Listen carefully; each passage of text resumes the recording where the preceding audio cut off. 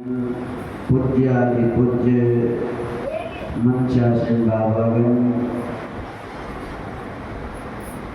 पूज्य स्वामी हरे राम बाबा, समागत सत्संग प्रेमी धर्म प्रेमी सज्जनों, माताओं तथा बहनों,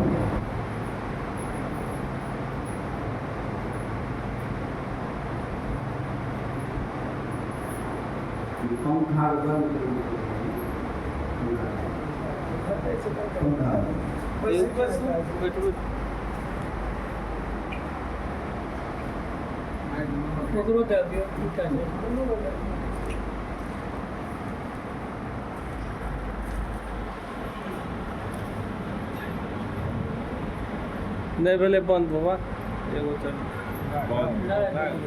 कुछ कहने के पहले एक निवेदन करता हूँ, जब तक कुछ कहा जाए आपको सुनाया जाए, सत्संग के बीच में कोई भी उठ बैठ नहीं करेंगे, आने जाने का काम नहीं करेंगे।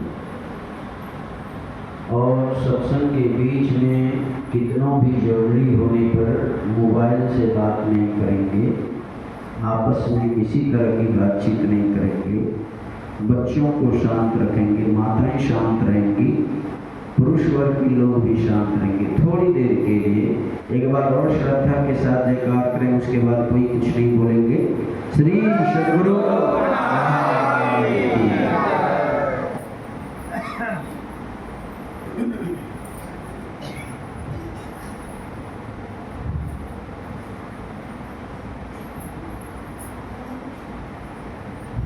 भारत की दीर्घकालीन परंपरा जो अव्याहत रूप से चली आ रही है, उसी परंपरा के अंतर्गत हम लोगों ने विश्व प्रसिद्ध, विश्व वंदनीय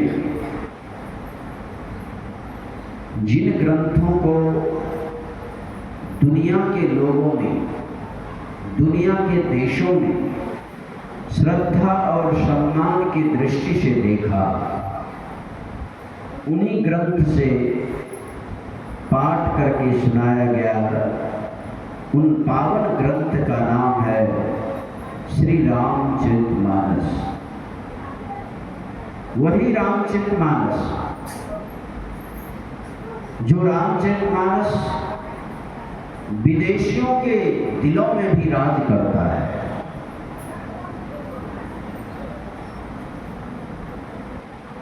दुनिया के अलग अलग देशों में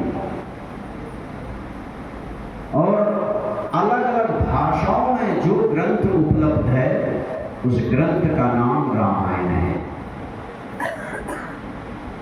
रामायण कितना लोकप्रिय है, एक थोड़ा सा संस्मरण सुनाता हूं।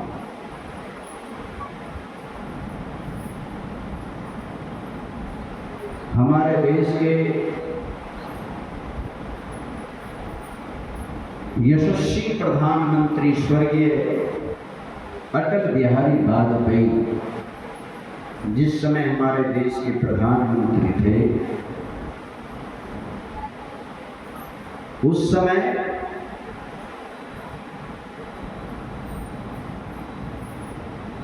एक मुस्लिम देश से वहां की सरकार के अधिकारी आए थे, जिस देश का नाम है इंडोनेशिया, एक मुस्लिम देश है।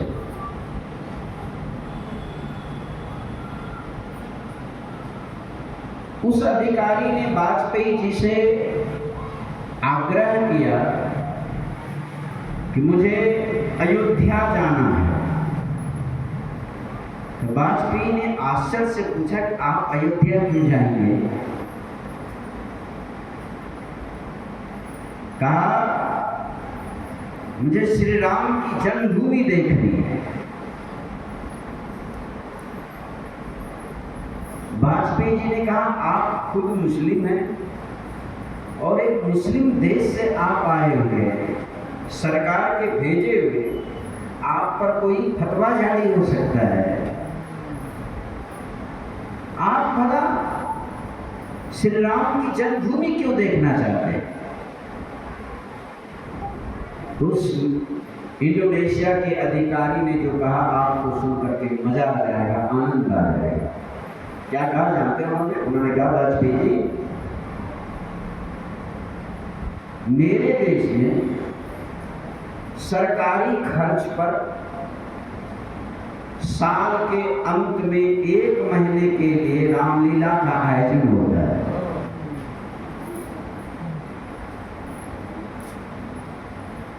मैं मुसलमान जरूर हूं, लेकिन मेरा डीएनए मुसलमान नहीं है। मेरे पूर्वज भगवान श्री राम हैं।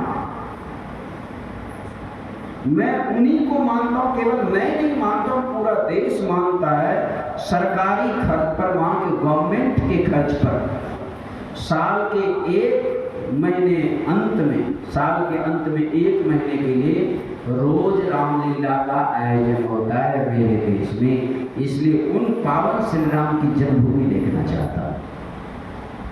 नतमस्तक हो गए वाजपेयी जी, आप धन्य हैं। मेरे देश को ये सौभाग्य मिला है कि श्री राम की जन्मभूमि भारत में, लेकिन इतनी श्रद्धा निष्ठा हम लोगों में नहीं है। और आप एक मुस्लिम देश से आकर, खुद मुस्लिम होकर इतनी श्रद्धा और इतनी दूर का सोचते हैं, आप धन्य हैं। वही ग्रंथ श्री रामायण का पाठ हुआ है, जो पावन ग्रंथ है, विश्व वंदनीय मैं मानता हूं। अभी आपको मालूम होगा कि दुबई में एक मंदिर बना हुआ है मोदी जी के द्वारा, उसका उद्घाटन भी हुआ दुबई में। श्री राम मन रामायण क्या नाम है उनका, उस पावन मंदिर में। और बड़े श्रद्धा के साथ वहाँ की सरकार के लोगों ने भी इसमें भागीदारी निभाई। ये रामायण है, इसका नाम रामायण। क्या पाठ करके सुनाया गया? तृतीय सोपान अरण्य कांड से भगवान श्री राम और माता सबरी के बीच का संवाद। वनवास काल में भगवान राम, सीता जी का अपहरण हो गया है, उन्हीं की खोज में है भगवान श्री राम। चलते चलते चलते चलते उसी जंगल में जा पहुंचे भगवान श्री राम, जिस जंगल में माता सबरी कुटिया में रहती थी। यद्यपि वो कुटिया माता सबरी की नहीं थी, वो मातंग ऋषि की थी। और मातंग ऋषि की शिष्या बन गई थी सबरी माता।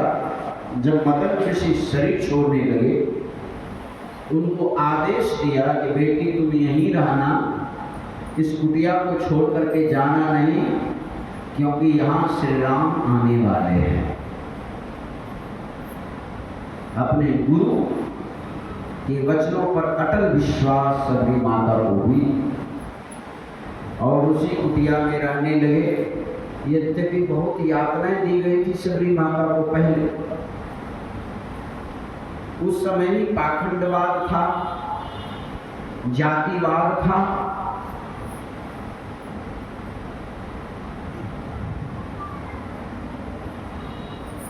अभी भी कुछ है, अभी भी कुछ ऐसे लोग हैं, इतने दिन बीतने के बाद भी कुछ ऐसे लोग अभी हैं, वो लगता है कि ये भक्ति नहीं कर सकते, इस जाति के लोग भक्ति नहीं कर सकते, इस जाति के लिए लोग अधिकारी हैं भक्ति करने के लिए। ये अभी भी चल रहा है। लेकिन संत मत क्या कहता है? संत मत कहता है जितने मनुष्य तनधारी हैं, एक शब्दों में काम करो, यहाँ जाति की विशेषता नहीं है, मनुष्य मात्र की विशेषता है। मनुष्य में हाँ एक और चीज है, मनुष्य के लिए आरक्षण दिया गया है, रिजर्वेशन किया गया है मनुष्य के लिए। केवल मनुष्य ही ईश्वर भक्ति कर सकते हैं, चराचर जीवों, केवल और केवल मनुष्य। क्यों भाई, केवल मनुष्य के लिए ऑफर क्यों?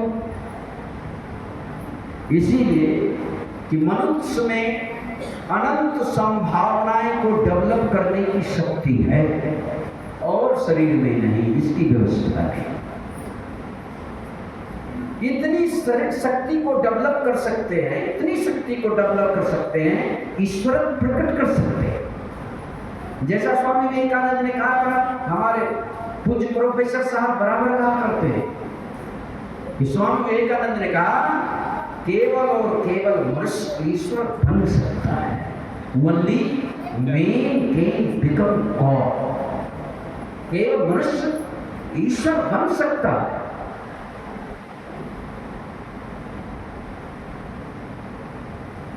मनुष्य में है व्यवस्था और शरीर में व्यवस्था नहीं है। इसीलिए तो मनुष्य की महिमा गाई गई है रामायण में। गुरु महाराज भी कहते हैं, एक पद्य है गुरु महाराज का पदावली में,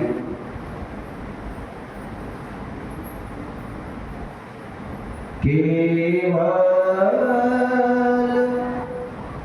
नर ही तन से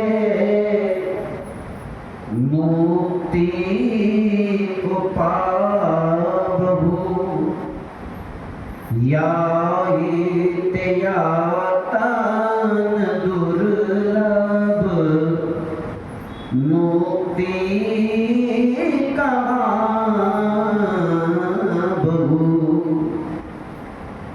मनुष्य केवल मनुष्य मुक्ति प्राप्त कर सकता है।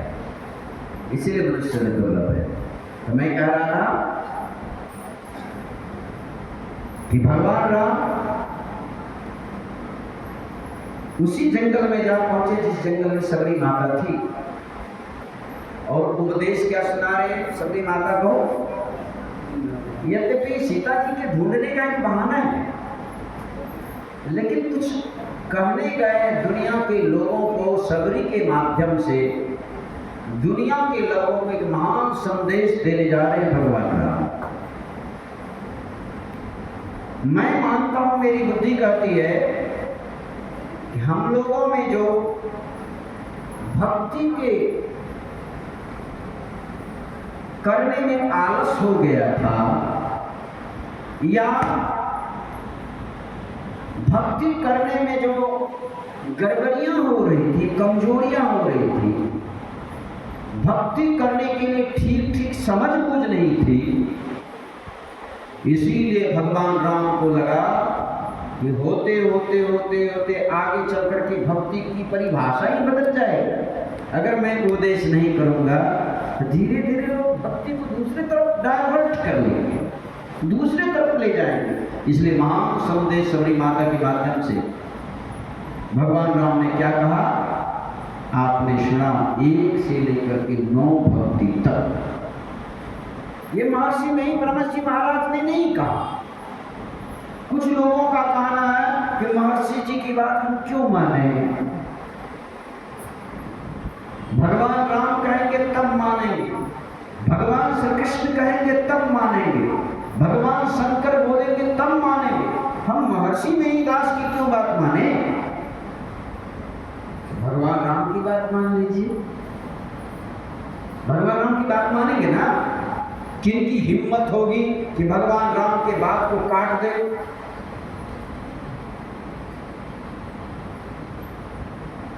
आज तक किसी की हिम्मत नहीं होगी।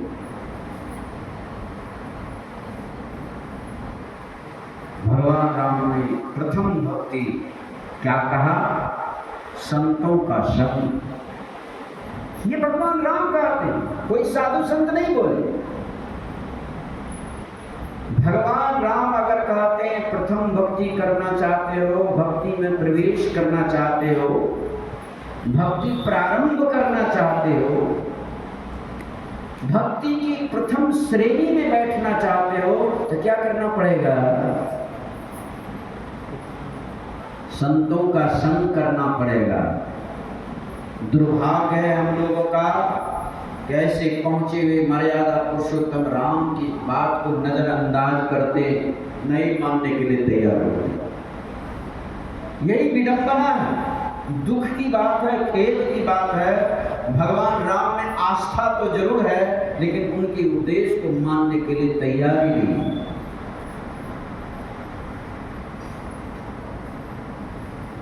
अगर श्री राम के द्वारा भक्ति की प्राथमिकता के लिए संतों का संग करना कहा गया है, आंख बंद करके इस बात में विश्वास कर लेना चाहिए। इसमें किंतु परंतु का कोई जगह नहीं है। इसलिए प्रथम भक्ति करो, संतों का संग करो। ये द्वार खोलने का पहला तरीका है। मोक्ष का द्वार खोलना चाहते हैं ना, मोक्ष के द्वार में प्रवेश करना चाहते हैं ना, मोक्ष पाना चाहते हैं ना, इसके लिए क्या करना पड़ेगा? पहली भक्ति संतों का संग करना ही पड़ेगा। आज करो, कल करो, 20 वर्षों के बाद करो। जब तक संतों का संग नहीं होगा, भक्ति में दाखिला नहीं होगी, भक्ति में प्रवेश ही नहीं होगा। ये केवल भगवान राम ने कहा कि और किन्हीं ने कहा? भगवान शंकर नहीं कहते। क्या कहते हैं? राम भक्ति के तेई अधिकारी, जिनके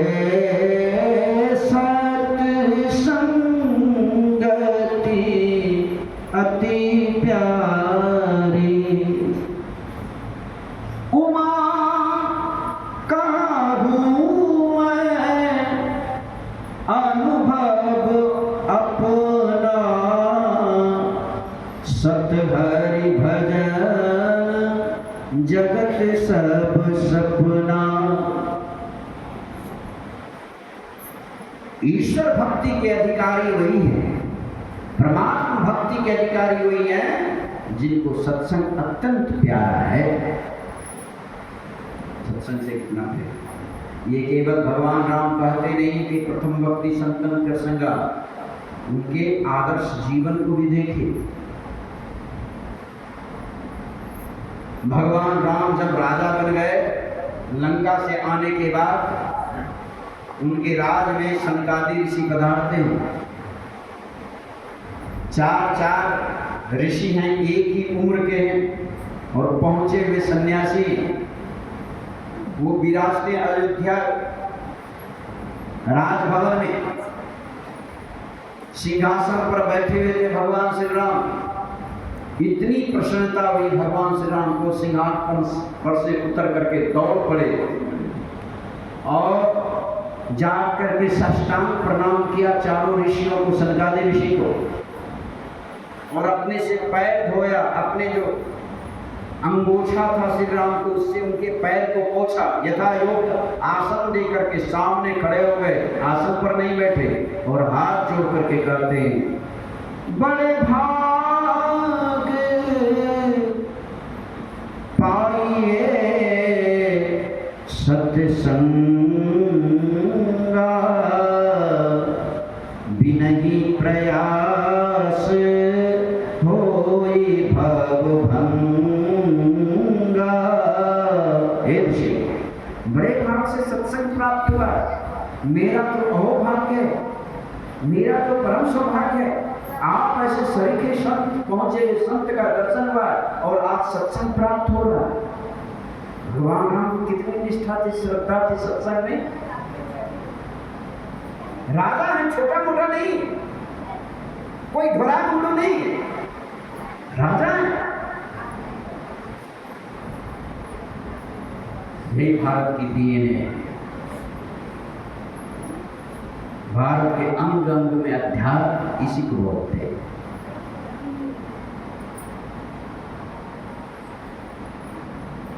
संतों का संग करना भक्ति है। दूसरी भक्ति क्या है? कथा प्रसंग। यहाँ जो कथा हो रही है, यहाँ जो आपको संस्मरण सुनाया जा रहा है, या तो साधनात्मक कोई बातें हो रही, उपदेश हो रहा है, इसमें मन लगा करके सुनना, इसी को कहते हैं दूसरी भक्ति। अगर यहाँ बैठ करके मन नहीं लगाया जा रहा है, गपशप में समय बीत रहा है, एक तो बात समझ में नहीं आएगी, पुण्य भी नहीं होगा। समझना और पुण्य दो चीज है। समझ नहीं है, ठीक ठीक नहीं सुनेंगे, मन लगा कर नहीं सुनेंगे, समझ नहीं होगी। और दूसरा, सुनने का जो परम पुण्य है वो भी नहीं होगा। दोनों से बच जाएंगे, वंचित हो जाएंगे। इसीलिए कभी भी भूल करके सत्संग में बैठ करके आपस में बातचीत ना करें, मन को चंचल ना करें, श्रद्धा के साथ सुनें। शरीर में कष्ट भी हो तो उसको मार करके थोड़ी से बैठे रहे। मन को मार नहीं, मन का निग्रह करना होता है। मन का अतिक्रमण प्रारंभिक अवस्था में करना होता है। जब सुनने में मन का अतिक्रमण नहीं होगा तो साधना में मन का अतिक्रमण कैसे होगा? नहीं ना, नहीं। मनोनिग्रह इसी को बोलते हैं। मन लगा कर समझने के लिए भी और पुण्य के लिए, सुनने का भी परम पुण्य है। ये दूसरी भक्ति है। मन लगा करके सुन रहे हैं, ये दूसरी भक्ति हो जाएगी।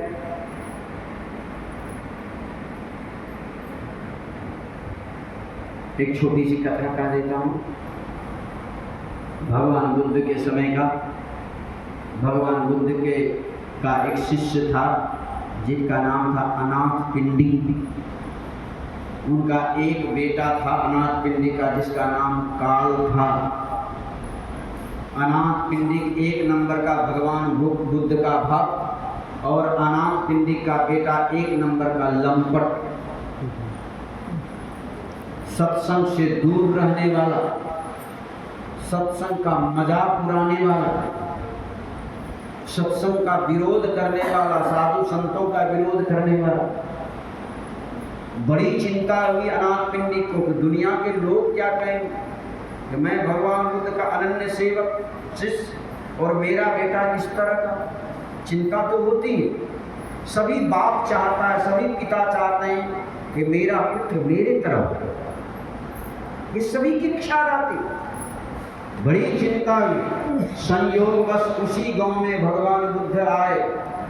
कोई सत्संग करवा रहे थे, अपने बेटे के सामने हाथ जोड़ा अनाथ पिंडी ने कि बेटा, आज मैं नहीं जाऊंगा सत्संग में, आज तुम जाओ सत्संग में, क्योंकि गांव में हो रहा है, मैं तो सुनता रहता हूं, आज उठा ले ये पुण्य। साक्षात भगवान आए सत्संग करने के लिए, जाओ आज तेरा पुण्य बन जाए। साफ साफ मना कर दिया अनाथ पिंडी के बेटे काल ने कि मुझे नहीं जाना है, आपको जाना है जाओ, मुझे नहीं जाना है। मैं सत्संग सुन करके क्या करूंगा? मुझे कोई इंटरेस्ट नहीं है, कोई दिलचस्पी नहीं है सत्संग। मोह दिया अनाथ पिंडी के बेटा, आज अगर सत्संग सुन ली जाएगा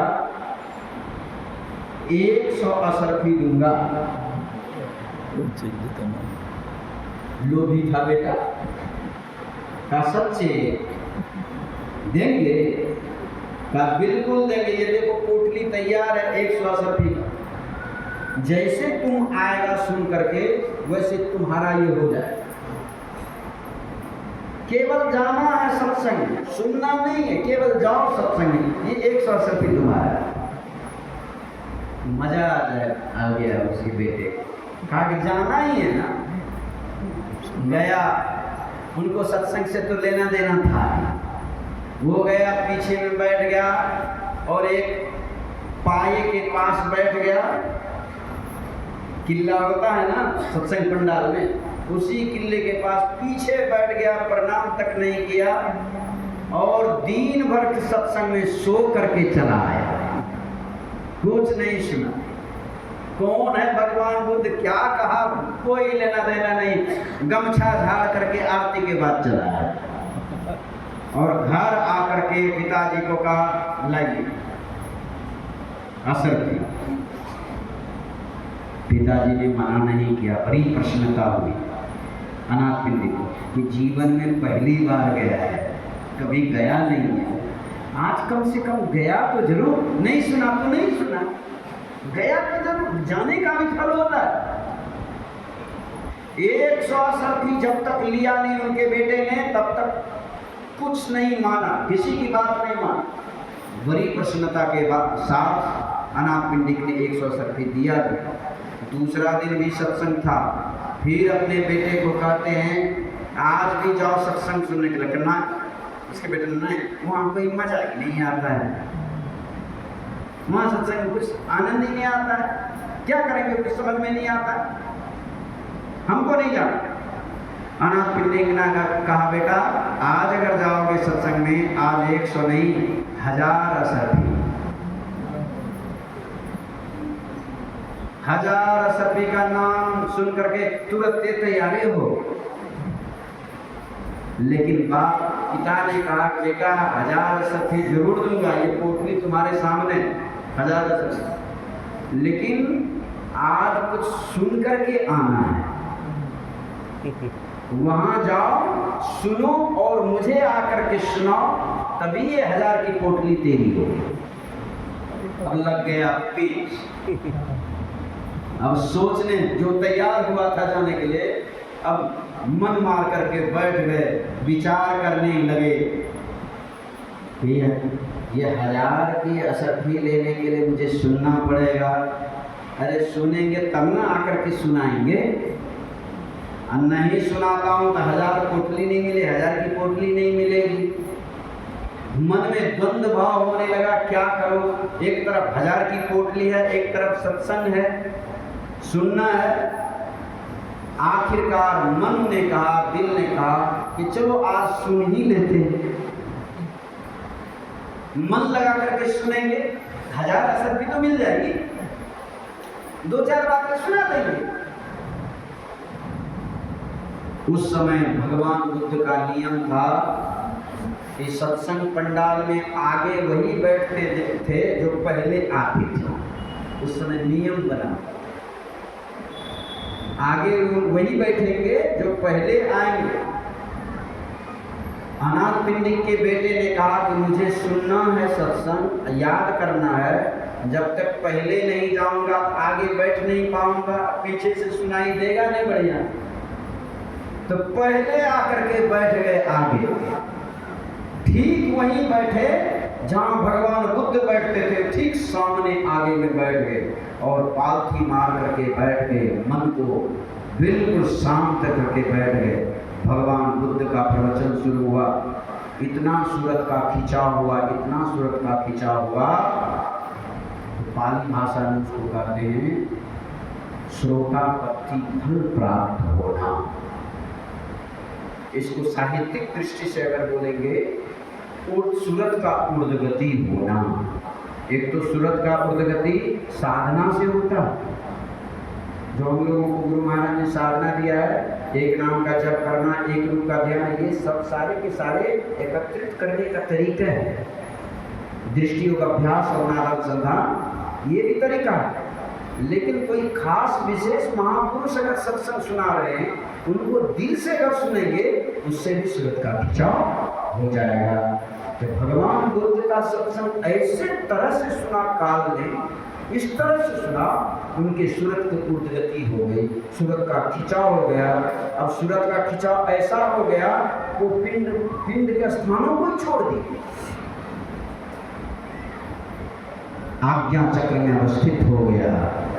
वो काल कोई जन्म का पुण्य था, जहाँ भगवान बुद्ध बैठे हुए हैं वहाँ क्या असंभव है। खिंचाव हो गया, आंखें बंद है, ललाट चमक रहा है काल का, उसकी मुखाकृति दूसरी हो गई, उनके ललाट पर तेज दिखाई दे रहा है। प्रवचन खत्म हो गया, सारे लोग चले गए, वो मस्त होकर के बैठा हुआ है, ऐसा कि नींद में है नहीं, उसे की सीरत की खिंचाव स्वयं भगवान बुद्ध उठे मंच पर से और अपने से उनको उठाया।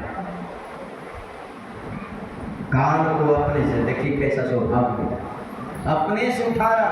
आज काल अपने घर को अकेले नहीं आ रहे, स्वयं भगवान बुद्ध उनके साथ में आ रहे, उनको लेकर।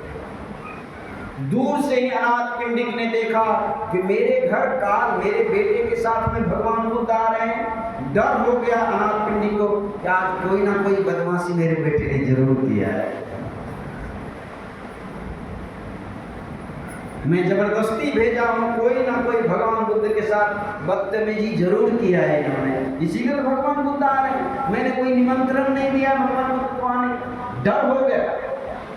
लेकिन ज्यों-ज्यों नजदीक आए, जब अपने बेटे की मुखाकृति को अनाथ पिंडिक ने देखा तो उसका मुखमंडल चमक रहा था, उनकी सूरत दूसरी तरफ थी, मुस्कान भरा चेहरा, दैदीप्यमान चेहरा।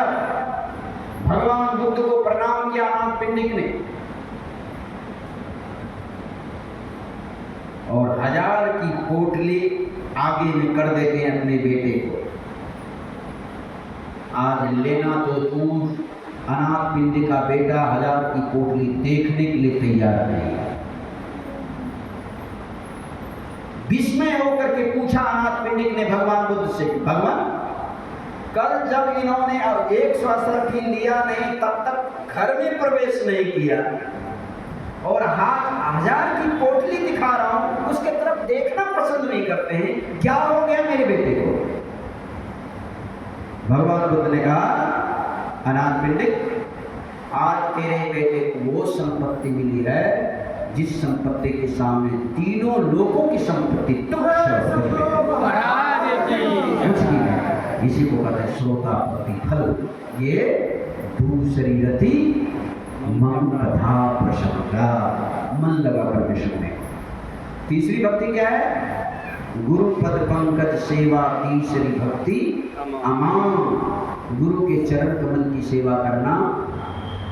दो तरह से होता है सेवा, दो तरह से, एक तो शारीरिक सेवा, दूसरा उनके आज्ञाओं को मानना, ये भी सेवा। उनका आज्ञा क्या है? संतों का गुरु का आदेश, गुरु की सेवा क्या है? गुरु का आदेश क्या है? आज्ञा क्या है? हम लोग सवेरे सवेरे स्तुति विनती में रोज गाते हैं, सत्संग नित्य, अरूप ध्यान नित्य, रहिए करत संलग्न हो, व्यभिचार चोरी नशा हिंसा झूठ तर्क, यही ना आदेश है। अगर इसको दृढ़ता के साथ इनका अनुकरण कर रहे हैं, इनका अनुसरण कर रहे हैं, तो गुरु की आज्ञा का पालन हो रहा है, ये तीसरी भक्ति में दाखिला है। चौथी भक्ति क्या है? चौथी भक्ति है कपट छोड़ करके भगवान के नाम का स्मरण करना, भगवान की महिमा का गुणगान करना, ये चौथी भक्ति है। कपट छोड़, मैं कभी कभी गाता हूँ, हाथ सुमरनी पेट कतरनी, पढ़े भागवत गीता रे, हृदय शुद्ध किया नहीं गोरे, कहत सुनत दिन बीता रे, नाम भजा सो जीता जग में, नाम भज। जो मुख में आ रहा है वही भीतर में होना चाहिए। देवराहा बाबा ने कहने की कृपा की थी, कुछ देवराहा बाबा ने, जिसका मनसा वाचा कर्मणा एक नहीं है, शास्त्र से दुर्जन की संज्ञा देता है। और परम संत बाबा देवी साहब ने क्या कहा? सच्चा उपदेशक वो है जिसके मन वचन और कर्म में भेद नहीं है।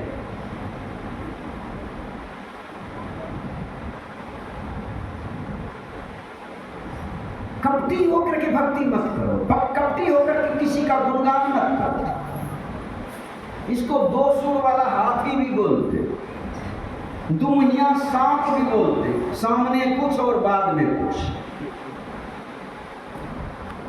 ऐसे लगता है। पांचवी भक्ति क्या है? पांचवी भक्ति है गुरु प्रदत्त मंत्र को विश्वास पूर्वक जपना। गुरु ने जो मंत्र बता दिया है उस विचारों में हील डोल नहीं होना, ये मंत्र जाप पांचवी भक्ति है। मंत्र जाप दृढ़ मजबूती के साथ विश्वास पूर्वक जपना, ये 5वीं भक्ति है जो गुरु ने बता दिया। अब करने की जो जरूरत है, इधर उधर भागने की जरूरत नहीं और विचार लेने की जरूरत नहीं। अब मन लगा करके करें, जो मिल गया उनको मन लगा करके। कुछ लोग तैरने के ख्याल से यहाँ भी दीक्षा लेते हैं, वहाँ भी दीक्षा लेते हैं, यहाँ भी दीक्षा लेते हैं, वहाँ भी, वो तैरने में जीवन बर्बाद, करना धरना कुछ। गुरु पर विश्वास, 17 को गुरु।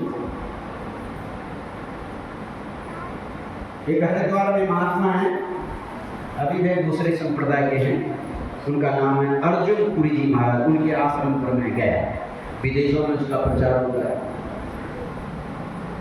तो उन्होंने एक कथा कहा, उनके जब आश्रम पर गए, उन्होंने कहा कि मेरे पास एक बूढ़ी माई आई दीक्षा लेने के, 70 वर्ष की बूढ़ी, 75 वर्ष की उम्र हो गई थी। तो मैंने नीचे से ऊपर देखा उनको। अर्जुन पुरी जी महाराज कहते हैं कि मैंने ऊपर से नीचे देखा कि ये बूढ़ी माई, अब तो शरीर भी निर्बल दुर्बल हो गया है, शरीर में ताकत भी नहीं, भजन बता भी देंगे तो क्या करेंगे, कैसे करेंगे। तो बाबा ने, महाराज जी ने पूछा, अर्जुन पुरी जी महाराज ने पूछा उन माई से कि माई इतनी उम्र हो गई है, अभी तक दीक्षा नहीं ली। कहा महाराज जी क्या बात करते हो, 4 गुरु कर चुके हैं अभी तक। कहा 4 गुरु कर चुकी है तो मेरे पास क्यों आई है। कहा क्या बताऊं महाराज जी। उस बूढ़ी माता ने कहा कि पहला जब गुरु किया वो गुरु साल 6 महीने टिके मर गए, फिर मैंने दूसरा गुरु किया, वो भी तो 2.5 साल तक जिंदा रहा गुरु, वो भी मर गए। तीसरा गुरु किया, वो भी 3-4 साल रहे, वो भी मर गए। चौथा गुरु किया, 6 महीना पहले मरा। अर्जुन पुरी जी महाराज ने हाथ जोड़कर माई से कहा माता जी ये खाली उठाओ प्रसाद का, भागो नहीं तो मेरा नंबर आ जाएगा। क्या इस तरह गुरु किया जाता है? क्या इस तरह गुरु करते हैं? नहीं। गुरु में विश्वास करें, अगर ठीक साधन मिल गया है तो बस करने की जरूरत है, अभी जरूरत भटकने की जरूरत नहीं है। गुरु मरते नहीं। गुरु महाराज जी कहते हैं अपने बदले में, जागृत जिंदा सतगुरु जग में सब जिनको कर जोड़ा रे। सतगुरु मरते नहीं, चोला छोड़ते हैं, शरीर छोड़ते हैं, सब। हम लोग मरते, हम साधारण लोग मरते, जो इंद्रियों के गुलाम है वो मरता है, जो इंद्रियों के गुलामी को, बेड़ी को तोड़ डाला है वो मरते नहीं है।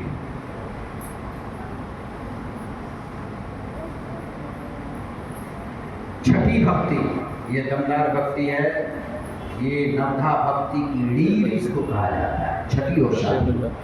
मैं वाणी को विराम दूंगा ये कह करके, अब गाय नहीं, थोड़ी देर के लिए छठी 7वीं भक्ति कह करके मैं वाणी को विराम दे देता हूँ। छठी भक्ति सूक्ष्म भक्ति कहा जाता है। यहाँ से 1 से लेकर के 5वीं भक्ति जो कही गई है ये स्थूल भक्ति कहा जाता है। और यहाँ से भक्ति की सूक्ष्मता प्रारंभ, मैंने पहले ही कहा कि मोटे भक्ति से भक्ति का आरंभ और सूक्ष्म भक्ति में भक्ति की परिसमाप्ति। ठीक है, मोटे भक्ति से भक्ति की शुरुआत करो, और भक्ति शुरुआत कर देना ये काफी नहीं है, बस काम खत्म नहीं हुआ है। भक्ति की समाप्ति भी, जैसे यहाँ पूज्य हरिराम बाबा ने ये आयोजन किया, यहाँ के आयोजक लोग, ग्रामीण वासी लोग ये आयोजन किए हैं नवरात्रा के अवसर पर। ये ध्यान से देखो, ये केवल शुरू हुआ है कि ये खत्म भी होगा ना। जैसे सत्संग शुरू हुआ है इसका समाप्ति भी है, समय पर समाप्ति भी हो। वैसे ही भक्ति अगर शुरू करते हैं तो भक्ति को बगैर समाप्ति किए परम पुण्य नहीं होगा, परम मोक्ष नहीं होगा। भक्ति समाप्त करनी ही होगी। तो भक्ति आरंभ काल से 1 से लेकर के 5वीं भक्ति तक की आरंभ काल कहा जाता है। और भक्ति की सूक्ष्मता छठी भक्ति से प्रारंभ होता है। क्या आपने कृष्णा छठ दम शील विरति बहु कर्मा निरत निरंतर सज्जन धर्मा। छठी भक्ति इंद्रियों के रोकने का स्वभाव वाला बनाना या इंद्रियों के रोकने का स्वभाव वाला बनना, ये है छठी भक्ति। अब थोड़ा सा इसमें गंभीरता में जाएंगे। इंद्रियों की संख्या 14। कितनी इंद्रियों की संख्या है? 14। 5 कर्मेंद्रियां, 5 ज्ञान इंद्रियां, 4 अंतःकरण की इंद्रियां। 5 कर्मेंद्रियां में कौन कौन से? ध्यान देकर के सुनने में, बीच में अगर पूछने का होगा तो पूछ दूंगा, ध्यान देकर के सुनिए। 5 कर्मेंद्रियां में आता है हाथ, पैर, गुदा, लिंग और मुंह। इसको कर्म इंद्रिय, मोटी इंद्रियां बोलते हैं। 14 में से 5 निकल गए, कितने बचे? 9। अब 5 ज्ञान इंद्रियां भी हैं। जैसे 5 कर्म इंद्रियां हुआ, मोटी इंद्रियां, वैसे अब उसमें से सूक्ष्म इंद्रियां हैं। हालांकि ये भी स्थूल ही है, लेकिन मोटे से थोड़ा सा सूक्ष्म है। ज्ञान इंद्रियां, उसकी भी संख्या 5 है। वो कौन कौन से हैं? आँख, कान, नाक, जिह्वा, त्वचा।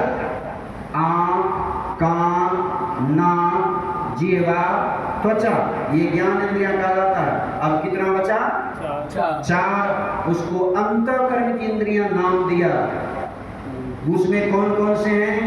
मन, बुद्धि, चित्त, अहंकार। ये कुल मिलाकर के यह अंतःकरण की इंद्रियां, 4 इंद्रियां अंतःकरण, कुल मिलाकर के 14 इंद्रियां कहा जाता है। अब भगवान राम का जो छठी भक्ति है, इसमें क्या दिया गया है? भगवान राम की छठी भक्ति में इंद्रियों को 2 भागों में बांटा। 14 इंद्रियों को 2 भागों में बांटा। ध्यान देकर के सुनिए। अब 2 भागों में 14 इंद्रियों को बांटेंगे तो क्या क्या? 7-7 नहीं, ये हिसाब नहीं बनेगा। 7-7 इंद्रियों को बांटेंगे, हिसाब नहीं बनेगा। तब कैसे?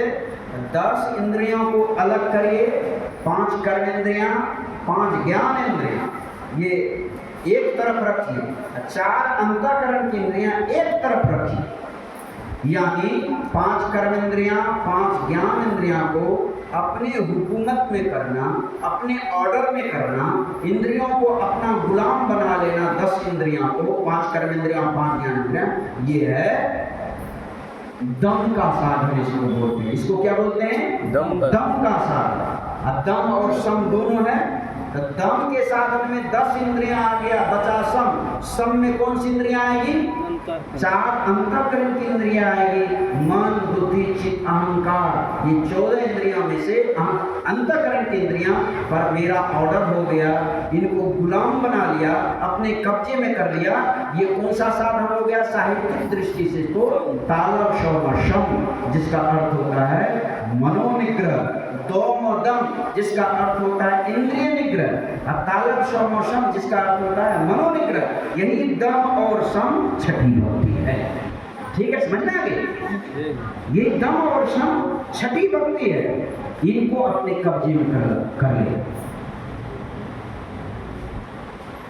स्वामी राम तीर्थ आप जानते हैं, स्वामी राम एक गजब के सन्यासी हैं, शादीशुदा, लेकिन गजब का सन्यासी। 1895 ईस्वी में पहली बार जापान की धरती पर वेदांत का ज्ञान प्रचार करने के लिए स्वामी राम तीर्थ गए थे। स्वामी विवेकानंद के बाद 1893 ईस्वी में स्वामी विवेकानंद गए थे, और उनके बाद ठीक 2 साल के बाद स्वामी राम तीर्थ गए थे जापान, भारत की धर्म ग्रंथों का गूढ़ तत्व बताने के।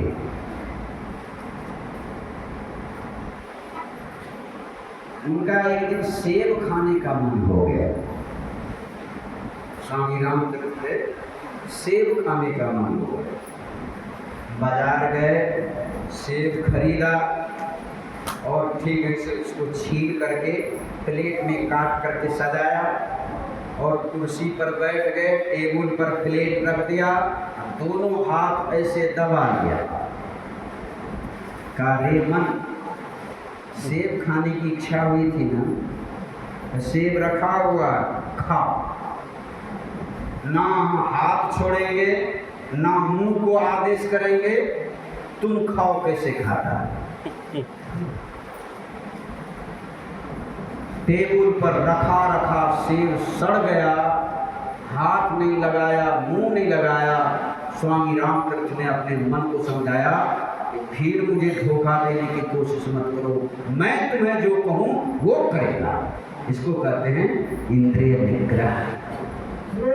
इसको ये मनोनिग्रह और इंद्रिय निग्रह, ये दम और शम के साधन से 10 इंद्रियां एक तरफ, 4 अंतःकरण की इंद्रियां, ये दोनों ये साधना अपनाना पड़ेगा।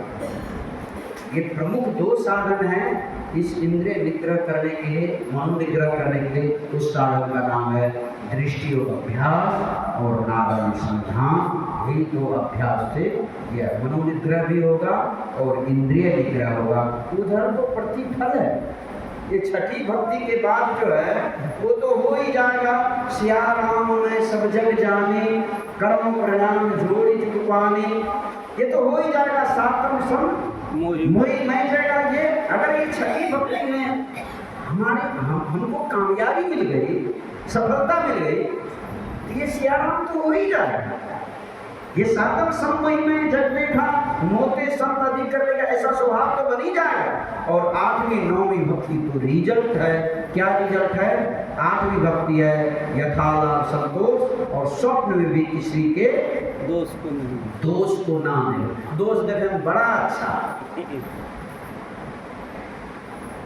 इतना खुशी मिले छे दोस्त देखे में, लगो कि जमीन रस्ती है।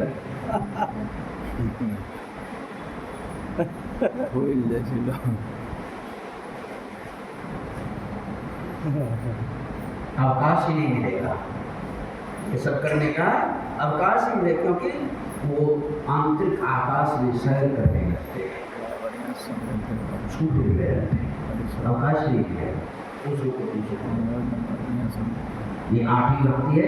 9वीं भक्ति क्या है? सरल होना, छलहीन होना और परमात्मा के अलावा किसी पर भरोसा नहीं करना, ये 9वीं भक्ति। ये तो वो ही, इसीलिए मैंने कहा 8वीं और 9वीं भक्ति रिजल्ट है। जैसे बच्चे लोग बोर्ड एग्जाम देते हैं, बोर्ड एग्जाम तक मेहनत है बच्चे को, रिजल्ट पाने में कोई मेहनत नहीं। पेपर मन लगा करके दीजिए, बच्चे लोग लिखे बढ़िया से, उधर एग्जामिनर को कहने की जरूरत नहीं है तो मुझे नंबर चाहिए, उसको कहने की जरूरत नहीं।